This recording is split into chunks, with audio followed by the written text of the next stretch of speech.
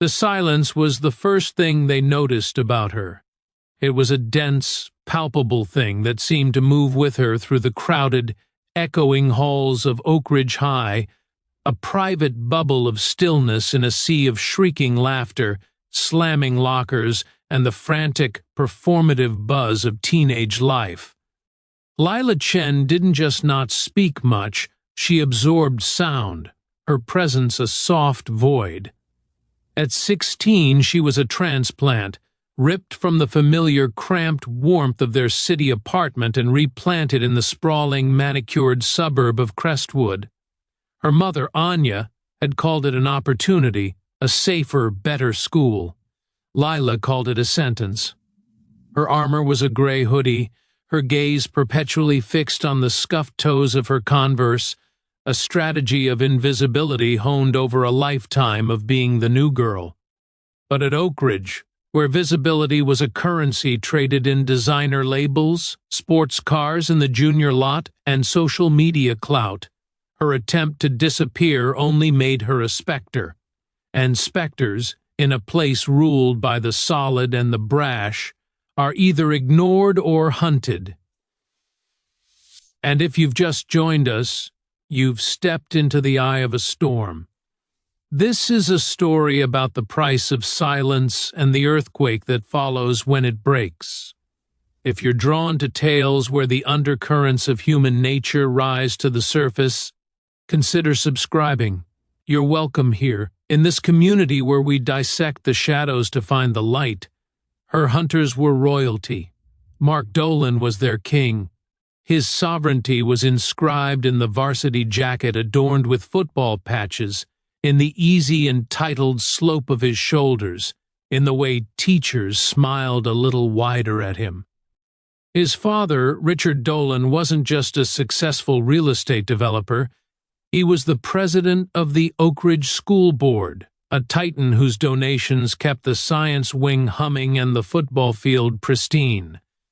His mother, Celeste, chaired the fundraising gala. The Dolan name was engraved on a plaque in the lobby. Mark's power wasn't just social, it was institutional, baked into the very bricks of the place. His courtiers were extensions of his will, Tyler and Josh, mountains in Letterman jackets whose thought processes were simple reflexes to Mark's whims, and their queens, Chloe and Savannah, one a viciously sharp-tongued brunette, the other a blonde whose cruelty was masked in a giggle. They moved as a pack, a force of nature, their laughter a weapon, their approval the sun around which lesser planets orbited. The targeting began not with malice but with boredom. Lila was a novelty, a break in the monotony. It was Savannah who first accidentally bumped her in the senior corridor, sending Lila's binders cascading to the floor. "Oops, clumsy me!" she'd trilled, not breaking stride. The next day it was Tyler, leaning his bulk against her locker as she tried to open it, his grin a wall. "What's the password, newbie?" The day after that, in the cafeteria line, Mark himself behind her, his breath warm and mocking near her ear. "That what you're eating? Looks like sad person food." His friends laughed, a chorus of validation. Lila's response was always the same, a slight flinch, a deeper retreat into her shoulders, eyes down, a mumbled excuse me as she gathered her things. She never cried, she never yelled, she just absorbed. This absorption, this profound, unbroken quiet was her defense, but to Mark it became an obsession. It was a door he couldn't kick open, a code he couldn't crack. In the ecosystem of Oak Ridge, emotions were fuel. Tears fed pity, anger fed drama, fear fed dominance. Lila's silence was neutral. It gave him nothing. It refused to acknowledge his power, and in that refusal, it challenged it on a level he couldn't articulate but deeply felt. Her quiet wasn't submission. It was a different kind of strength, and it infuriated him. This is a critical misunderstanding in the dynamics of bullying. The aggressor often mistakes resilience for defiance and peace for provocation. The The true threat to their fragile empire is not the person who fights back with their own noise, but the person whose stillness makes their noise seem hollow and small. The incident with the sketchbook was the turning point. It was Lila's secret heart, a black leather-bound book filled with intricate inked worlds. There were forests with trees that grew into cathedral spires, ocean creatures with wise, ancient eyes and always protectors, silent, armored figures standing guard over fragile, glowing cores. It was a language of solitude and fierce inner safety.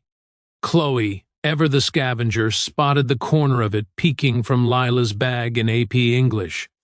In a moment when the teacher's back was turned, she snatched it. The discovery was met with glee. They passed it around their huddle at the back of the room, snickering. "Look at this dark emo crap," Josh snorted. "Freak show." Mark took the book last. He flipped through, his expression unreadable. Then, in the dead silence following the bell, he held it aloft. He didn't say a word. He just slowly, with deliberate theatrical force, ripped a page down the middle. The sound was a gunshot in the quiet room. He ripped another, and another. The torn pieces, fragments of winged guardians and serene landscapes, fluttered to the floor like dead leaves. For the first time, Lila broke. A raw animal sound, a hybrid of a gasp and a sob, escaped her throat. She didn't lunge, didn't scream. She just stared at the ruins on the floor, her hands trembling violently at her sides, her face a mask of such profound personal violation that even Chloe looked away for a second. Then Lila lifted her eyes to Mark. They were not wet with tears, but burning with a dry black fire. Her voice, when it came, was low, guttural, and carried across the suddenly frozen classroom. "You just made a deadly mistake." The class erupted in nervous oohs and whispers. Mark, flushed with a triumph that felt oddly hollow, tossed the eviscerated sketchbook onto her desk. "Lighten up, psycho. It's just paper." But the seed was planted, the quiet spoken, and it had promised an ending. The violence, when it came, was not a spontaneous burst of rage. It was a planned execution. They followed her after school, a pack of 5, herding her subtly away from the bus line, away from the main building, towards the old rusting bleachers at the far north end of the football field. It was a forgotten place, obscured by a line of oaks, a known blind spot. The school's security cameras proudly covered the main doors, the parking lot, the trophy case. They did not cover this hinterland. "We need to have a talk," Mark said, his voice conversational. He had the baseball bat, borrowed from a nearby equipment shed, resting casually on his shoulder. Tyler and Josh fanned out beside him. Chloe and Savannah hung back, phones already in hand, their expressions a mix of excitement and anxious anticipation. This was to be their masterpiece, their ultimate proof of dominance. Lila stood her ground, her back to the cold metal of the bleachers. She was looking past Mark, past all of them, as if searching for something on the horizon. "You took my world," she said, her voice eerily calm, "so I guess you get to live in yours. For now." Her composure was the final catalyst. It stripped the event of any pretense of teaching her a lesson. This was now purely about eradication. Mark's face lost all its handsome cunning, twisting into something primal. "Hold her," he barked. Tyler and Josh seized her arms, pinning her against the bleachers. She didn't struggle. She went limp, a decision that somehow felt more defiant than fighting. Mark swung. The first blow was to her midsection. A thick, sickening thwump that drove the air from her lungs in a silent scream. The second shattered her left kneecap with an audible crack. Lila's body jerked, a puppet with its strings cut. The third blow, across the shoulders, sent a jolt through her frame. He kept swinging. The bat became a piston of wrath.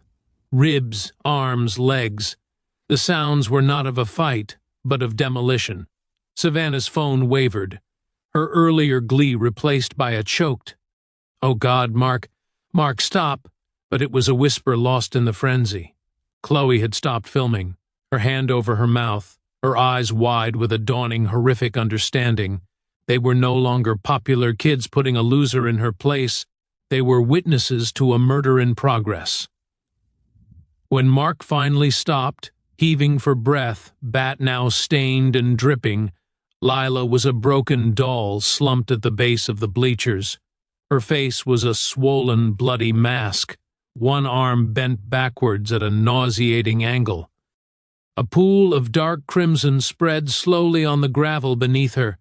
The silence returned, but now it was different.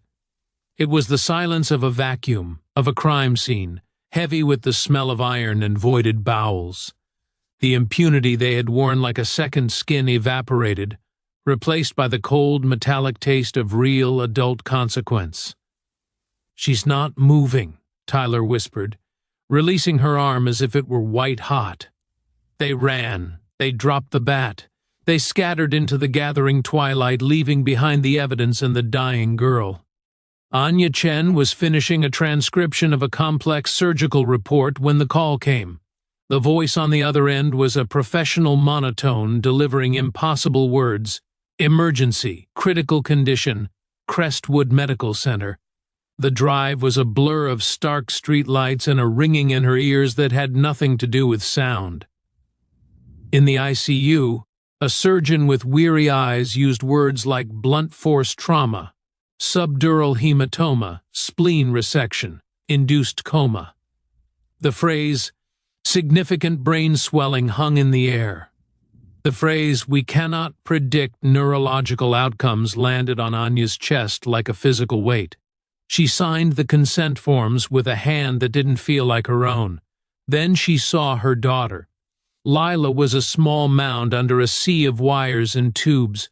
Her head was shaved and bandaged, her face a distorted landscape of purple and black. The only sound was the rhythmic, mechanical whoosh-click of the ventilator breathing for her. Anya did not cry out. She did not collapse. She walked to the bedside, pulled a chair close, and took her daughter's unbroken hand. She traced the faint ink stain on the index finger, the artist's tattoo. The wall she had spent a lifetime building, the wall of quiet endurance, of working hard and expecting nothing, of keeping their heads down, shattered in that instant. Not with a sound, but with a crystallization of purpose, so cold and sharp it could cut diamond. Her quiet, like her daughter's, had reached its limit. Now it would transform. The next morning she went to Oak Ridge High. Principal Higgins's office was a monument to placation, diplomas, awards, a bowl of peppermints. He offered coffee condolences. He spoke of an ongoing investigation, cooperating fully with authorities and the school's deepest sympathies. He used the passive voice. "A terrible thing has happened." He assured her the students involved would face appropriate disciplinary action. Anya listened, her hands folded in her lap. When he finished, she asked, "Where were your teachers during dismissal? Why is a blind spot allowed to exist on school property where children are entrusted to your care? How many previous incidents involving Mark Dolan have been handled and never made it to his permanent record?" Higgins shifted, a bead of sweat tracing his temple. "Miss Chen, I understand your anger, but we must follow due process. The Dolans are a pillar of this community. My daughter is in a coma," Anya said, her voice quiet as falling snow. "Your pillars have crushed her. I am not here for your process. I am here to tell you that your process is over. Phase 1, intelligence." Anya was not a hacker, not a spy. She was a listener. Her profession was to decipher garbled technical speech and render it into clear, actionable text. She applied this skill to the digital noise of Oak Ridge's elite. She created anonymous, untraceable profiles. She became a ghost in their machines. She didn't need to break into accounts. They lived their lives in the open, on public feeds, in careless shares. She compiled a dossier, a ledger of sins. For Tyler, the aspiring college athlete, she found years of racist, homophobic rants on his semi-private gaming forums, screenshots where he bragged about cheating his way through a required chemistry class. For Josh, the child of a vicious divorce, she uncovered a trail of cyberbullying so relentless against a freshman that the boy had transferred schools, messages where Josh detailed stealing prescription Adderall from his mother's bathroom. For Savannah, the pious shoplifter, she found the secret haul videos, the boasts about stealing $200 jeans, the hidden folder of sexually explicit photos she sent to a college boy, which would shatter her carefully cultivated good girl image in her conservative family. For Chloe, the queen of words, she uncovered a malicious gossip blog. Chloe ran under a pseudonym, detailing fabricated ruinous stories about teachers and classmates, including a false allegation of an affair that had destroyed a young teacher's reputation. And for Mark, the king, she struck gold.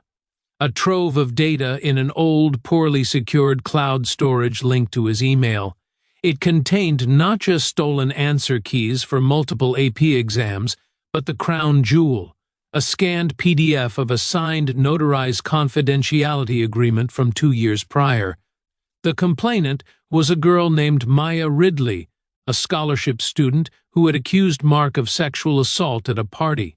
The agreement, signed by Maya's financially desperate single mother for a $50,000 payout, mandated her silence and her immediate transfer to another district.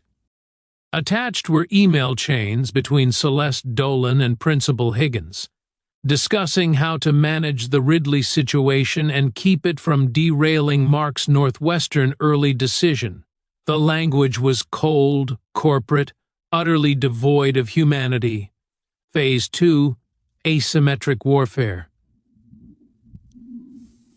Anya did not go public. She did not post the information online.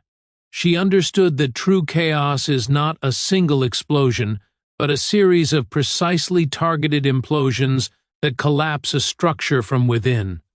She became a digital ghost, whispering truths into the ears of those with the most to lose. She sent Tyler's racist screeds to the diversity and inclusion officer at the University of Alabama, which had just offered him a full-ride football scholarship. The offer was rescinded within 72 hours. She mailed printed copies of Josh's cyberbullying logs, along with the Adderall theft details, to both his parents' divorce attorneys. His father, a judge, used them to secure sole custody and immediately enrolled Josh in a strict remote boarding school in Montana. She emailed Savannah's shoplifting videos to her stern, church-going grandmother, who controlled the family trust fund that paid for Savannah's car, clothes, and Oak Ridge tuition. The money was cut off. Savannah was pulled from Oak Ridge and sent to live with an aunt in another state. She printed out every page of Chloe's malicious blog and left a binder anonymously in the mailbox of every family she had slandered, as well as on the desk of the teacher whose career she'd nearly ended. The resulting tsunami of lawsuits and social ostracism made Chloe a pariah. Her family would eventually move. For Mark and the administration, she prepared her masterpiece. She compiled the cheating evidence, the Ridley confidentiality agreement, and the damning email chains into a single, meticulously annotated document. She titled it Systemic Corruption and Child Endangerment at Oak Ridge High, a Pattern of Protection. From an encrypted server, she sent it to every member of the school board except Celeste Dolan. She sent it to the local newspaper's investigative desk, to the state's Department of Education, to the district superintendent, and to a popular, crusading YouTube journalist who focused on educational injustice. Then, she lit the fuse. The chaos unfolded not like a storm, but like a slow-motion building collapse. First, the newspaper story broke, front page, school board heir apparent a T-center of cheating cover-up scandal. The YouTube video, viewed millions of times, added a furious public chorus. The school board emergency meeting was a televised circus. Celeste Dolan and Principal Higgins were suspended pending a full independent investigation. Richard Dolan, facing a shareholder revolt at his own company over the bad press, was forced to resign from the board. The pillars were cracking. Mark, insulated for so long by his name, found the walls of his world closing in. His early admission to Northwestern was revoked. His football teammates, fearing association, shunned him. The police, once hesitant, now armed with the public pressure and Anya's evidence, began building a criminal case for the assault on Lila with renewed vigor. He walked the halls a ghost, but not like Lila. He was a ghost of shame, of evaporated power. His final fatal mistake was pride. At the first home football game after the scandal broke, a somber, half-empty affair, he saw Anya Chen standing alone at the top of the visitors' bleachers, a still, dark silhouette against the stadium lights. After the game, a loss he'd played poorly in, he confronted her in the nearly vacant parking lot, still in his mud-stained uniform. "You!" he spat, his voice trembling with rage and a fear he couldn't admit. "You ruined my life." Anya regarded him as she would a dangerous insect. "You did that when you picked up the bat. I'm just making sure you live in the ruins. My lawyer says it's my word against a coma patient's," Mark sneered, trying to summon his old arrogance. "I'll walk. And when I do—" "Savannah filmed it," Anya said, her voice cutting through the night air like glass. She backed it up to her mother's iCloud, to clear space. Her mother's password was Savannah's birthday. "The police have the video. They're at your house right now with a warrant for your arrest." The transformation on Mark's face was the culmination of Anya's entire campaign. It was the moment the god realized he was mortal. The color drained, his jaw went slack, his eyes widened in pure, undiluted terror. The impunity was gone. The future he saw was not college and glory, but orange jumpsuits and steel bars. He turned and ran, not towards his expensive car, but blindly into the dark, as if he could outrun the consequences chasing him. The final act was not legal, but moral. With the interim principal's nervous permission, Anya addressed a mandatory school assembly. The auditorium was packed, air thick with tension and shame.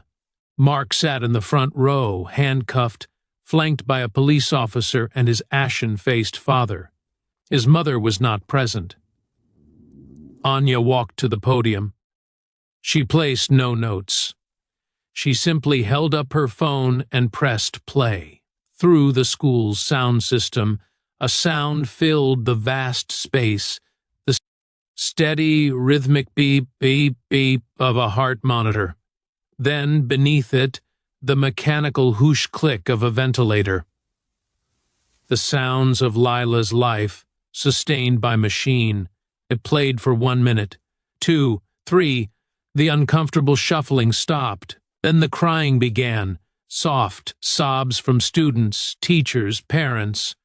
The sounds were brutal in their simplicity, an oral portrait of fragility. On the stage, the interim principal bowed his head. Mark Dolan stared at his handcuffed wrists, his shoulders shaking. Anya stopped the recording. The silence was absolute, a living thing. "That is the sound of my daughter's life," Anya said, her voice clear and resonant, devoid of hysterics, filled with an infinite gravity. "It is the only sound she has made for 47 days. You wanted her to be quiet? That is her quiet now. You, in this room, students who watched and laughed, teachers who looked the other way, administrators who valued reputation over children, parents who raised wolves and called them princes, you all built the room where that sound is the only soundtrack. The chaos you are living in, the shattered friendships, the lost scholarships, the public shame, the police at your door. That is the echo. You wanted silence. Now you get to live in it."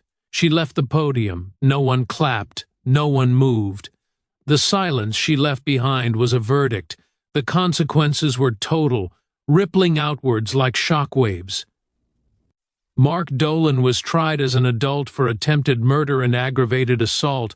The video evidence was incontrovertible. He was sentenced to 15 to 25 years in a maximum security prison. His parents' divorce followed within the year.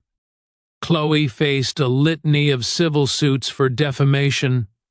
The school board was completely overhauled. The new principal installed a suite of reforms: security cameras covering every inch of campus, a robust anonymous reporting system, mandatory restorative justice and bystander intervention training for every student and staff member. Oak Ridge High's culture was forcibly, painfully reborn. And Lila, after 11 weeks, the swelling in her brain receded. Her fingers twitched. 2 days later, she opened her eyes. Recognition was slow. The road back was a mountain climb of agony, learning to walk again, to hold a fork, to find words in the tangled thicket of her injured brain. The Lila who emerged was different. The silence was still there, but it was no longer a hiding place. It was a choice. She had a slight limp, a scar tracing her scalp like a lightning bolt, and a new, profound patience. She started drawing again. Her first new sketch was of a woman, not a mythical creature, standing amidst the rubble of a grand building. The woman's hands were not raised in violence, but were calmly sorting through the broken stones, choosing which ones to rebuild with. Anya sold their house in Crestwood. They moved to a small coastal town in Oregon, where the sound was the ocean, not the memory of a heart monitor. On Lila's first day at the new school, Anya watched her walk up the steps, her gait uneven but determined, a new sketchbook under her arm. The fear in Anya's heart was a constant companion, but it was now joined by a ferocious, hard-won pride. She had not just sought revenge, she had conducted a symphony of consequence. She had taken the unbearable silence of her daughter's suffering and turned it into a roar that toppled a corrupt little kingdom. She learned that the power of a mother is not just in protection, but in transformation. The ability to take the worst the world can do and use it as fuel to remake a small, crucial corner of that world into something that cannot, will not, ever look away again. The system failed. The mother did not. And in that stark, uncomfortable truth lies a lesson about where true power resides, not in the loudest voice, but in the deepest love and the unwavering will to make the echo of a wrong heard forever. From which part of the country are you watching this video?